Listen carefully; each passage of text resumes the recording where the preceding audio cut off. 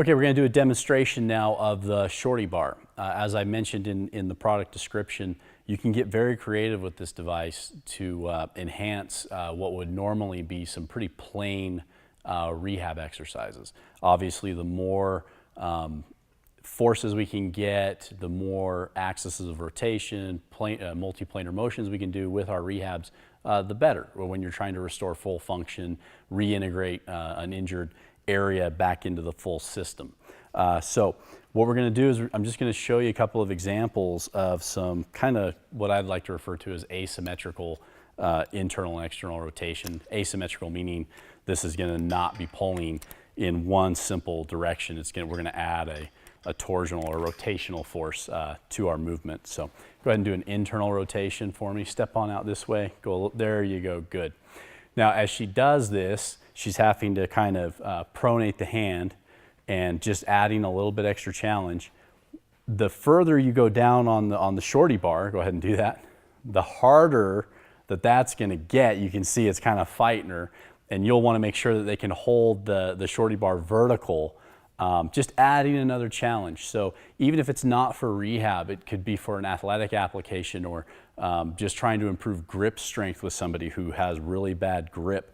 You can see how you can get really creative with this product and use it in a lot of different ways. Go ahead and do external rotation with that right hand.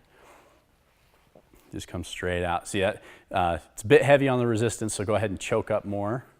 Okay. But if we had a lighter resistance band, she could work her way down that handle and having to fight that internal using external rotation. Now she can come all the way up and out, which is something I use in late phase rehab for rotator cuff injuries. Because we want to help her, use that external rotation as she's bringing the arm out.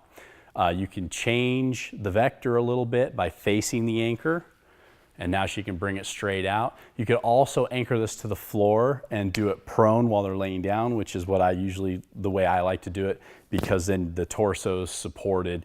You're not having all these other kinetic chain issues with, whether they're dorsiflex or plantar flex leaning at the subtalar joint, hips. You eliminate all that and you focus mostly on the shoulder when you put them prone with this. It takes a different anchoring solution, but that's another way to use it. So, and if she goes down further, again, it is a much tougher. Go ahead and try to give us a real good one. Get the arm out, elbow up, bring it out. Good. Really versatile piece of equipment. I highly recommend it because of how creative you can get and so many different areas that you can apply it to. Let me show you one of the fun things we do for kind of here at Stroops, because it just really sets the forearm on fire, really improves grip strength. You go ahead and try to twirl this thing like a baton with the resistance on both sides. You've got the ball bearing anchors on each side that allow it to spin freely. So she's not making a real clean baton twirl. In and out, and in and out, and in and out. Okay, so anyway, lots of different uses, great product. You definitely want to pick this one up for your clinic.